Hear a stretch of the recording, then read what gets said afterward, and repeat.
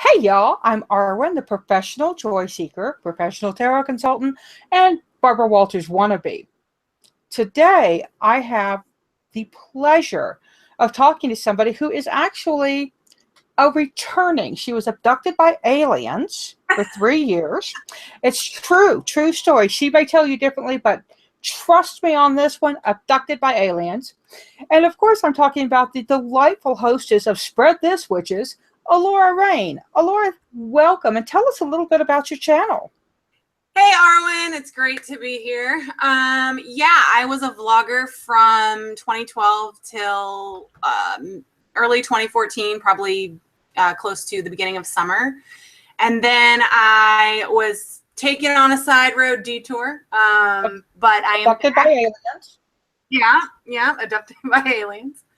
But I'm back, and I have like this new journey that I'm on personally, spiritually, and my channel is basically just kind of like I do it diary style. That's kind of always the way that I've done it.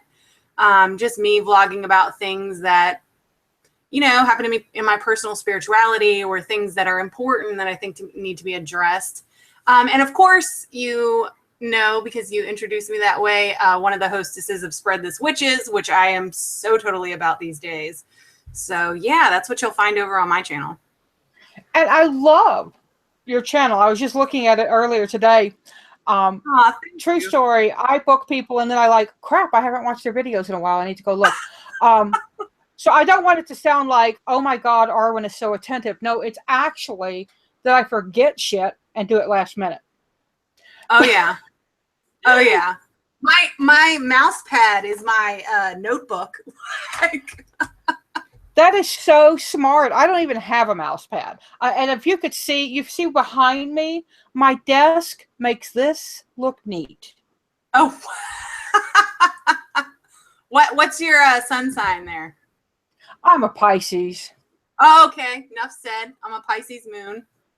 It's weird. I'm a Virgo sun, Virgo rising, then I have Pisces moon. So it's like controlled chaos. Like everything's a mess, but I know where it is.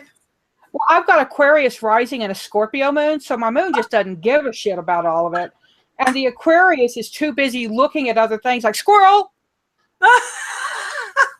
My mother is an Aquarius, so I totally get that too. I apologize for the Aquarians in us, because I'm sure she has made many a lunch date with you that she has completely forgotten about and called you and gone, honey, I'm so sorry. Were we supposed to meet today? Oh man, one of her favorite things, like one of the things she's famous for, is she'll tell me that her and my pops are going on a trip, and then she'll call 2 days later and be like, we're not going there. Now we're going here. I'm like, okay. 2 days later, it'll change again. And I'm like, would you just make a plan, woman? I'd be like, I'll call you when I get there. So, yeah. Now, Allorah, this is the 13 things I want to know about you, in which I ask about 20 questions because, like we said, I don't count well. But okay, what I want to know first is, how did you come to comprehend, adopt the word witch into your vocabulary, you know, on any level, is like as a child? Where did that come from? Okay, so a lot of people know that I've been learning tarot from a very young age. I grew up Catholic, and it's really odd. In the Catholic faith, there is a lot of magic, and you don't realize it until you start to get older. And so when I was a teenager, that's when I started taking tarot seriously, started really understanding the word witch and what it means and so forth and so on. But it was actually when I suffered from some seizures that, long story short, basically were diagnosed by a medical doctor to be empathic abilities. Basically the way that they put it, because they're MDs and they run scientific tests. And so they looked at my brain scan waves testing, whatever, and said, we don't have a physiological reason, but the brain waves that receive emotional input are off the charts. And I was like, what the hell does that mean? So I started looking into that. And from that, that's where it kind of snowballed for me. And I was like, oh my God, this is a thing. And then that's when I started taking my spiritual path more seriously. And that's when I found witchcraft and dedicated myself and so forth and so on. So it was just kind of like one thing that led into this whole other opportunity, I guess you would say. Very cool. I mean, not cool that you had seizures, but cool that you had open doctors. Yeah. Which is really amazing because, I mean, I'm sure that they weren't aware about empathic abilities, but they were open to recognizing we don't know what's wrong, but this is what these scientific tests are saying, and this is all we can tell you. So at least that was cool. Yeah. Now, let me ask you this. What, you were talking about tarot, and I'm going to assume that's your favorite form of divination. Oh, of course. What's your favorite deck? What's your go-to deck? It's hard for me to ask. If somebody asks me what my favorite deck is, I mean, like, oh, I don't know. That's like asking your favorite child if you have children. Gosh. Okay, so I love them all for different reasons, and I have each one that I have. Like at different times, they resonate differently for me. But I will probably tell you that the Gilded Tarot is the one that I had one when I was younger, like it was my mother's deck and she passed it down, which was really awesome. And then the very next one that I got was when I was in my mid-20s, and it was the Gilded Tarot. And so that one, I mean, that's kind of like, that one knows me intimately inside and out, and the edges are all torn. And I mean, it's been used a lot. I think I just saw on Ciro's page that he's working on, he just posted a devil picture of a devil that he's creating. And I'm not sure, but it may be a reincarnation of the Gilded. I love, like, I can't say this about a ton of artists in the tarot and oracle world, but I honestly love everything that he does. There's just something about his graphic artwork that is, I don't want to say leaps and bounds beyond everyone else, but it's got something different to it. I can't explain it. Mm-hmm. He's got a real distinct style. I like artists that I can pick up a deck and go, oh, that's a Ciro. Oh, that's Lisa Hunt. Oh, that's Joanna Paul Culbert. And boom. You know, I know which. Totally agree. Yeah. So, and I actually, there's a bunch of collaborative decks, which are gorgeous. When you look at them individually, the 78 different artists, it's amazing. And I can't read with them because there's no continuity for me. But you know, on that note, though, if you know how you say that you look at the cards individually and they're beautiful, but you can't read with them. That right there, like, my next instinct would be that would be a great deck to use in your ritual work. Yeah. And I do a lot of journaling. So when I did the Secrets of the Mystic Grove, one of the pieces I wanted in the book were journal questions. It was important to me. And I was lucky that the team at US Games was like, yeah, we like that idea. So I'm hoping it gets well received. It's just now getting shipped out. So but that's got to be exciting. Yeah, it really is.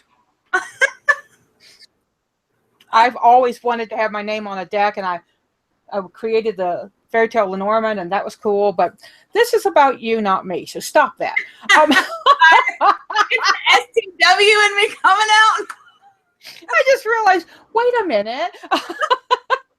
So have you ever done a working that just backfired on you? Like, didn't give you the results you wanted, made you go, huh, this shit doesn't work, or anything like that? So I've done workings where, and I won't give specifics, but I will say I have done workings where it worked, did not work how I intended. And you know, magic's kind of tricky that way because you try to cover all of your, you know, cross your T's and dot your I's, and somehow you don't like for me, I don't ever cover everything. Even with saying like for the highest good and the best intention, yada, yada. I mean, it will still come out the way it's supposed to, I guess. But yeah, I mean, I've definitely had stuff that worked out, but just not how I expected it to. And it made me go, oh, shit.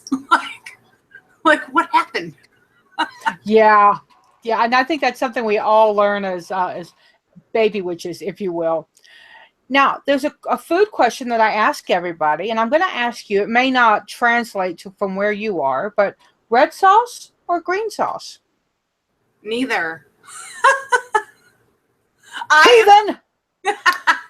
I am a super picky eater, super, super picky. And so I love Mexican food. I love Latin food, but nope, you can hold the sauce. Oh, you heathen. I don't know if we can talk anymore. This interview is over. Oh my gosh, you called me a heathen. That's awesome. Now, if I dumped you on a deserted island, just boof, and told you could have 5 magical tools, what tools would you pick? And now, Miss Virgo, they do not need to double duty as survival stuff. Yeah, because I'm already thinking, okay, now, what's going to... Okay, 5 magical tools. Oh, gosh. Okay, well, can it be a collection? We'll see, cheater. What is your collection? My tarot collection. Like, I can't live without it. Like, even when I was derailed on my detour of my path, that's something that I could not part with. But okay, if I can't take my whole collection, at least a deck of cards. Okay. For sure. At least a deck of cards. And aside from that, really, a journal. Me. That's 3, right? Mm-hmm. And then probably some, and this is going to sound so horrible. But if I'm on a deserted island, my smartphone, so I can keep up with all my online community. But not only that, but also for like meditation music and things like that, I could have plugged in there. And like if I'm on a deserted island, I kind of have all the things I need, really, because, you've got your water, you've got your earth, air. What would I do for fire? Yeah, okay. Probably a source of fire, I would say. Now, you're like the second or third person who said their smartphone, and I'm thinking, people, it's a deserted island. There is no electricity here. So use your battery wisely. Heck yeah. Who knows? I mean, you didn't tell me when you were dropping me on the deserted island. Maybe at that point we'll have, batteries that when you shake your phone, it recharges. I mean, that's a thing. Oh my God, she's such a Virgo. So, well, you didn't say, so I can look at this. It's like talking to a lawyer. Well. Yeah, for real. I feel sorry for people who have to deal with me because when you're a Virgo rising, Virgo sun, oh God. It's like, I'll tell you why, and then I can give you a 10-page paper and a PowerPoint and charts, graphs. I can map this shit out. Just hold on. And people are going, okay, we understood in the first 5 minutes why. Now you've over-explained it. I know. Except for the other Virgos who are going, well, yes, but have you thought about this? And then it's a 3-hour conversation. Oh, yeah. So, Ember's a Virgo, and so I love it when she gets into that plan mode because, man, her brain is on fire. Mm-hmm. Now, that actually brings me to, who was the first YouTuber that you can remember watching that kind of got you excited about YouTube? There was 2, actually. Tiptoe Chick, of course, and I'll tell you why, because if you ever YouTube search the words witch or witchcraft, she is the first one that pops up. So definitely her, because I went to her channel and then I was like, ooh, like she's she's personable. She's interesting. All right, I'll listen. And then the other one was Charlie from Charlie Says Go. I absolutely love her. I don't think I know that channel. You don't know that? Oh my gosh. She's been around since 2009, I believe. I want to say. 2009. Yeah. And she is not vlogging regularly these days, but however, she is amazing. She is an amazing person, and she's actually a really good friend of mine now. And yeah, if you don't know her channel, definitely check it out. I mean, I think she has a ton of videos. And I'll have to see if she'll come be a guest on my show, because I would love to talk to her. Oh yeah, check her out.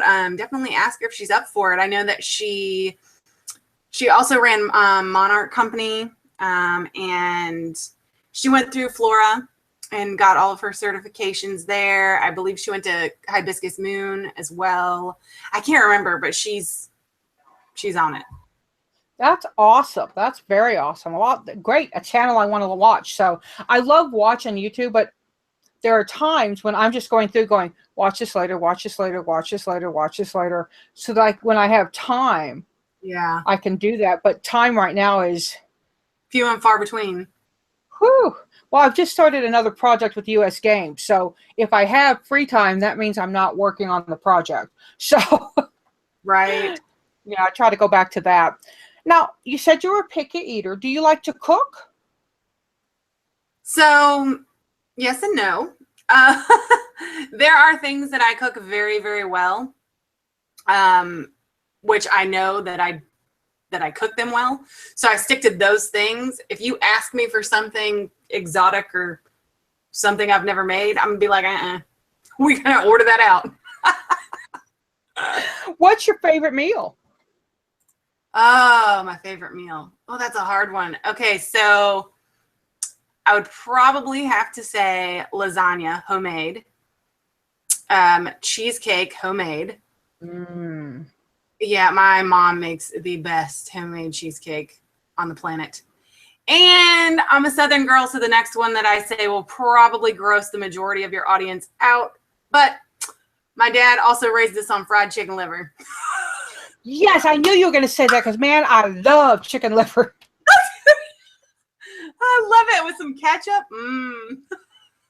There used to be, I don't know if they're around anymore, but it was a chicken fried place called Sisters. And Sisters had, you could go in and order chicken fried liver, or fried chicken livers, and it was so good. And I was with a friend, and I ordered them, and this person was like, "You gonna eat that?" Yes, yes, in fact, I am. You know, and when I was little or younger, I don't know if they still do, but KFC, I know, so horrible, but KFC used to sell it by the bucketful, and my dad and I would get a bucket and split it. I think they did livers and gizzards, didn't they? Mm-hmm. You could get a bucket. Yeah. I'm and sure for all those of you who are gross. Well, and I just have to say that I don't know what the audience is saying because I forgot my phone. So, and I don't know where it is, so I can't see the chat. We've got about 25 people in chat. Hi, guys. Hi. I have no clue what y'all are saying, so I apologize. So yeah, I am definitely a Southern girl, and people are like that. Well, it's like, well, can I offer you some sweetbreads instead?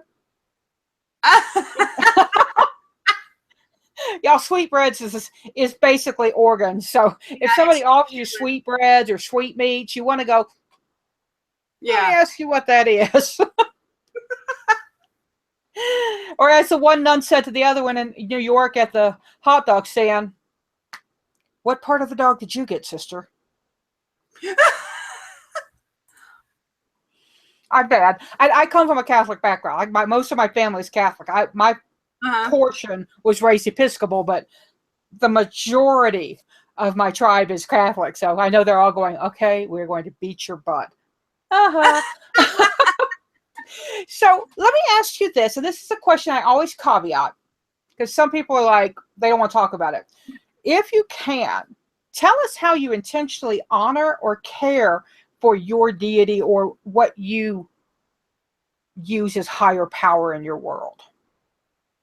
Okay, can you clarify, Virgo, can you clarify what you mean by honor? Are we talking altar space? Are we talking practices? Are we talking what are you looking for? Yes. I knew you were going to say that. Yes. Yes. Actually, just okay. When I say the word intentionally honor your deity, what does that mean to you? I mean, does it mean, standing up and doing prayer, or does it mean putting things on your altar? What does it look like in your world? Okay, so interesting. A lot, this is going to sound so simple, but a lot of me honoring my matron and patron and the deities that come in to work with me at any given time, a lot of it is listening, because I am really hard-headed, and it takes a lot. Like, I took a 3-year detour because I'm not good at listening. So now, coming back to my path and really paying attention when something is being said to me from spirit and from a particular deity, it's like, okay, I better listen, because I know what happened when I didn't listen. So we're going to listen, and we're going to do exactly what they say. In terms of like altar space and things like that, first of all, hi Chase, hi Avalon. I know you guys are watching. But Avalon actually taught me how to use tarot in ritual, in daily practice. And so my matron and patron, I try to find cards that represent their energies for me. And I use them either by my altar space, and I put them in frames. So either by my altar space or on my nightstand by my bed, where I can see them. And yeah, a lot of it's just, for me, it's just paying attention and listening. I mean, as simple as that sounds. But I think that's actually profound. And while you were talking, I was told that I needed to tell you 2 words. They don't have any reference for me, but they're green and wing. And I don't know if that has any meaning to you. Oh yeah, tons of meaning right there. So interesting. Actually, we talked a little bit about, before we went live, we were talking a little bit about how this journey or this leg of my journey is more physical and more lower chakra based. And so Green Man Pan has come to work with me. And so there's lots of green going on in my life right now. So that, I think, is just a symbol of, hey, mention me too. And as far as the wings go, that's how I listen to my patron. Odin is my patron. He's been my patron my entire practice. Munin and Hunin. Mm-hmm. And interestingly enough, Odin is very intense for some people, and he's also a very active deity for some people. In my case, he is more passive, and he is kind of the guardian, watcher, protector deity. And so when there's something that I really need to pay attention to, where I need a heads up, two ravens come always. So definitely spot on. Very nice. Well, and the Green Man and I have a working relationship, so that makes sense to me, because that's actually part of what it was. And I was like, I am not fixing to tell this woman that, because I will look out. I can look out at any given moment, and if I'm paying attention, I can find him watching me. Mm-hmm. Yeah, so he's. Oh gosh, yeah.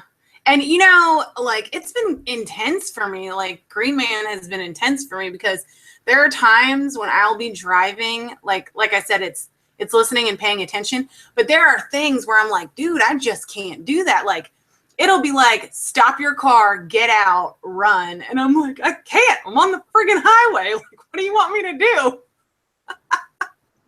I think that there's a trickster energy in the Green Man that a lot of people don't know about, because he will throw down challenges like, do that. No. Like, are you crazy?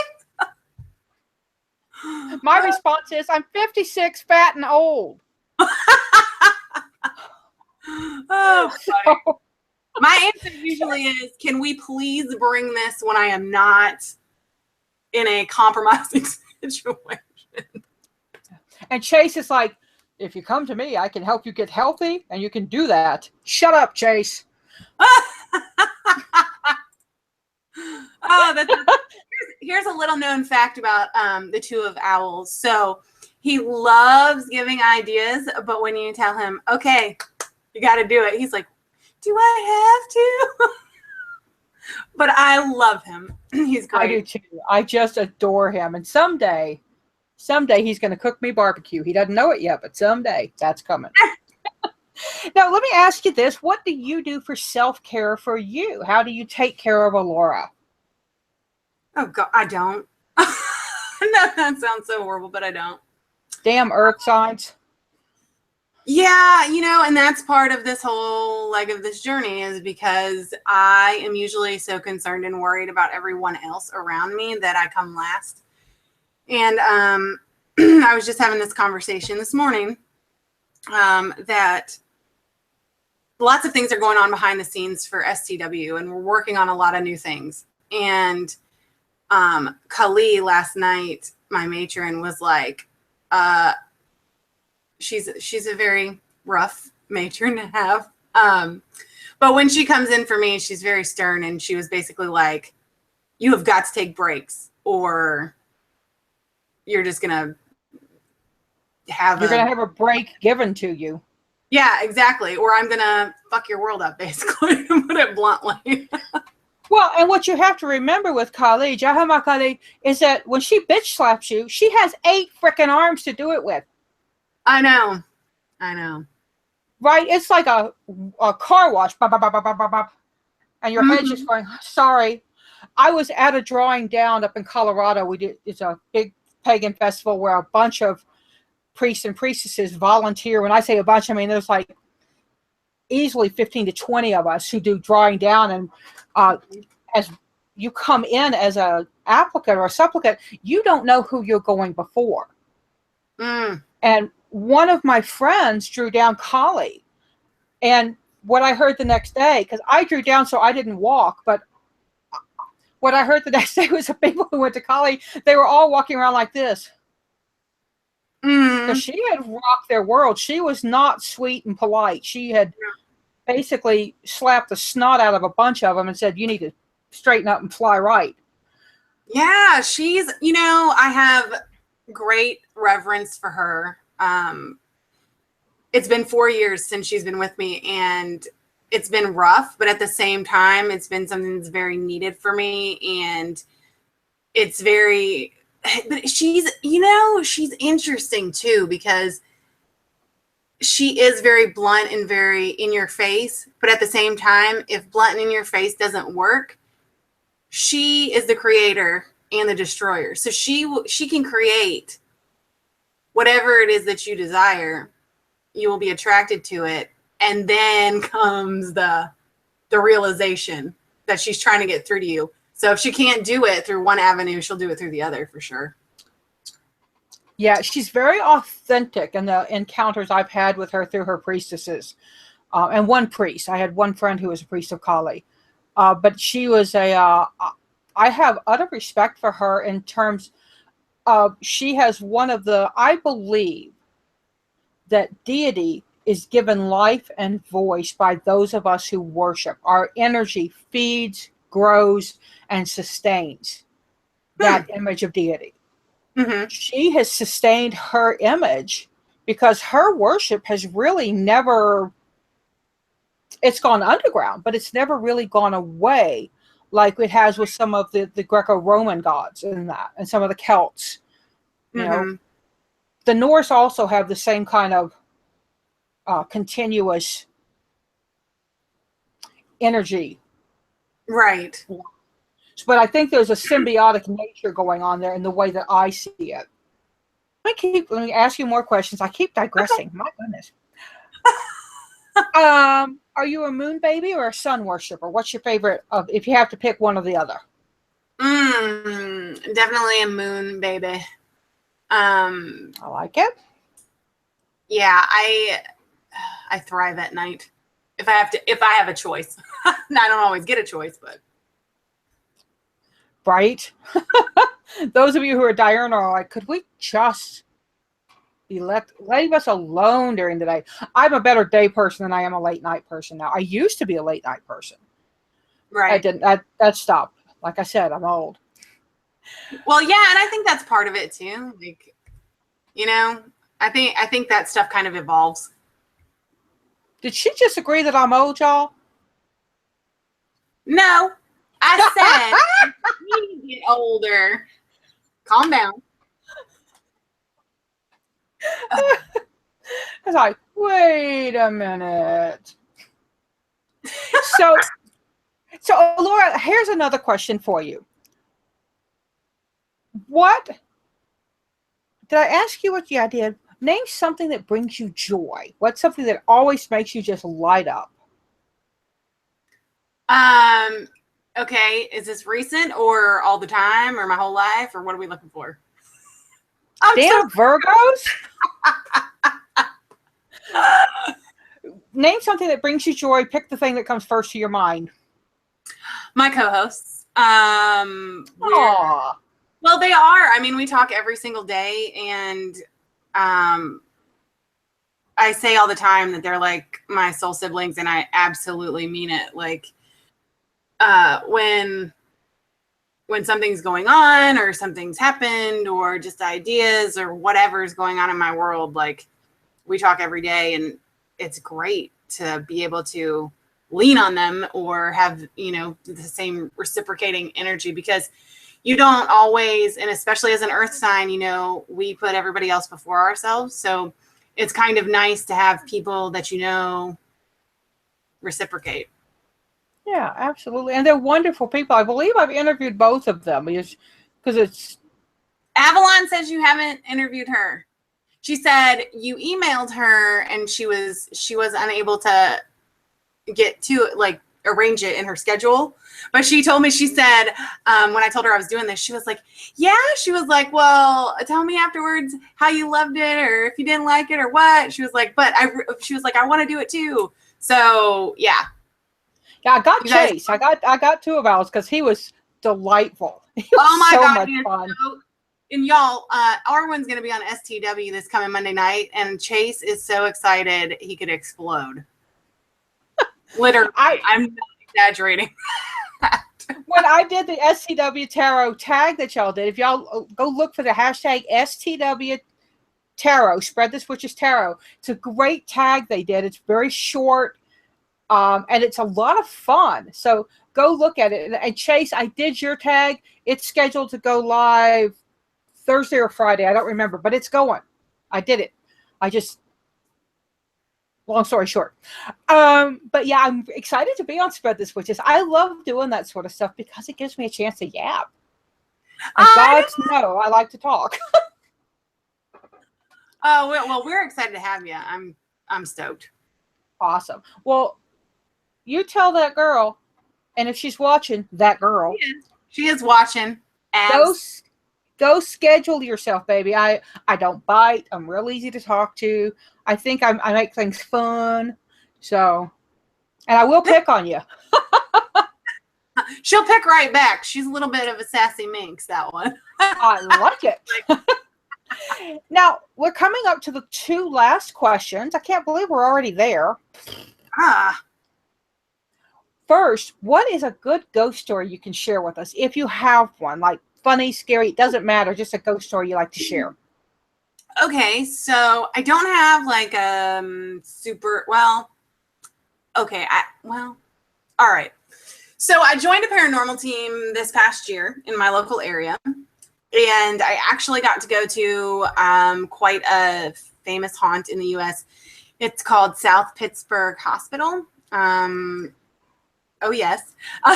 It's South Pittsburgh Hospital, our team got to go in there, and we were the only team in there that night.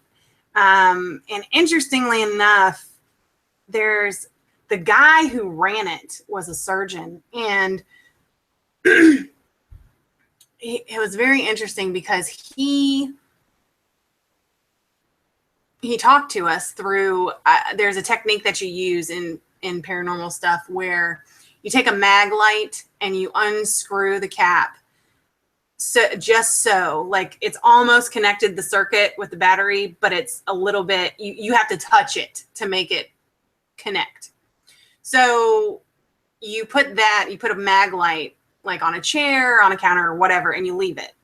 And that way, if any source of electromagnetic energy gets near it, it will connect the circuit and the light will light up. And so we actually came upon the doctor that ran it, and he was not a nice guy. He did not treat the patients well, from what I understand. He was rather abusive. And, but we were on the 3rd floor, I believe, of the hospital. And he wanted our attention badly and started flashing the light like over and over and over. And we wouldn't talk to him. And then finally I started talking to him, and I said, "Are you stuck here?" And the light came on. And I said, "Okay, turn the light off." Light went off. And then I said, "Is this your punishment for what you did while you were alive?" Light came on. I said, "Okay, turn the light off." Light went off. So, I mean, yeah, that's the most profound experience I've had paranormal investigating so far. Very interesting. Very interesting. Have you ever thought about taking cards and doing a reading for them? Oh, yes. I take my cards to every investigation. As a matter of fact, hold on, what's it called? I can't think. They're Victorian looking. Crap. I know it'll come to me after we get off of here. But I do take those especially because they have that old energy to them, like that old feel to them. So I do take those. Is it an oracle deck? Oracle deck or a tarot deck? It's an oracle deck. Ancient. Vintage wisdom. That's what it is. Vintage wisdom. I knew what it was because it's one of my favorite decks and I could see it. So yeah, the Matahari, she uses Matahari in there and a couple of them that's just like, whoa. I take that one, and then I take any of the tarot decks. Like I usually take at least one that I'm feeling at the moment, and I will go into a room. Not so much when we were at South Pittsburgh, but when we've done private investigations, I will go into a room and I'll just start flipping cards, and I get things that way as well. Very cool. I think that's something that I like doing. And generally when I'm reading for people, I have a mediumship that just kind of happens. So I seem to be an open channel for external information. Now, Allorah, let me ask you the very final question. Dun, dun, dun. Dun, dun, dun. And it's been almost 45 minutes. I mean, it's not like we have been like mousing around. I was like, wow, it always flies for me when I'm talking to somebody fun. What is your best advice to someone just starting out on their path? What's something you wish somebody had told you? Okay. I guess the best advice I can give someone who is just starting their path is it is not a sprint, it's a marathon. And I think that a lot of times, especially when we are adults coming to the path, like we get into it as an adult versus as a kid, and we get really serious about it when we're already whole people, and we're not still forming our brain and all of that. I think that when we've already formed the traditions and we've been raised in a certain way with a certain religion and so forth and so on, I think when you come to this path, there's this, I want to change everything right now, overnight, and I got to know it all. And it's, and I was no different. And I wish I had just slowed down and kind of enjoyed it a little bit more, because I do love the path that I'm on, but I feel like I rushed through some of it that I wish I could go back and just relax, calm down, really go through it and take my time. But that's the good thing about this path too. You can always revisit the basics whenever you want or desire. And in fact, it's good to do that every, couple years. I would totally say. agree. I will always take more tarot lessons and more classes because I like learning and I like seeing things with new eyes. And a rank beginner can teach me about tarot Oh yeah. as much as somebody who's a seasoned pro. So oh yeah, definitely. This is, and I tell people all the time, this is a path of continuous learning. And if you ever get to a point where you're like, well, I know it all, you're A, full of shit, and B, obviously haven't really understood what this, path of spirituality is all about. It's about self-learning, self-discovery, being conscious and aware, and always growing. absolutely. I actually did a video years ago, and this is like 1997, something like that, but on Witch Voice or witchfox.com, I did an article called Insta Witch. And then I took that article and basically read it for one of my videos.